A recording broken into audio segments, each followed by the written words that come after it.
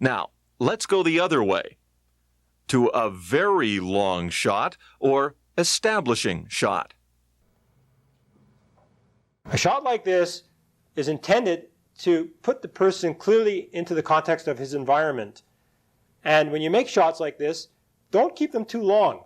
In your videos, in your final production, or when you're shooting them in camera, these shots only have to run a few seconds, because if they run continuously like this throughout your video, it becomes very boring. How boring do you think it would be to watch a football game where all the action was of the whole football field, all game long? They don't shoot football games like that. They use a lot of different shots.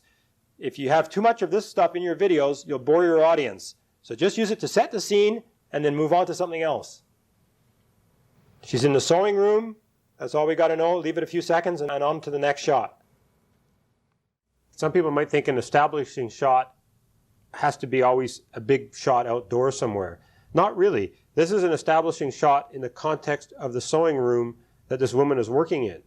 It sets the scene. It shows a woman back there. You're not quite sure what's going on yet, but you can see a lot of materials around. It's starting to give you some concept of what's going on. And then what do you think you'd do after that? You'd move into close-ups of the woman working on the sewing machine, maybe threading the needle, all kinds of things for interest. But that sets the scene for that scale of shot. Let's look in on a few of our mentors as they execute the fine craft of crew trading. That sets the scene for that kind of a shot. All you need is just the key elements, everything that is essential to tell your viewer this is where you are. There's no need to have any more of that room in the picture. You don't have to see the bar. You don't have to see the lounge area. You don't have to see the other patrons. This is what you want for the establishing shot. However, if you were shooting the skyline of the city of Calgary, the establishing shot would obviously be much broader in scope.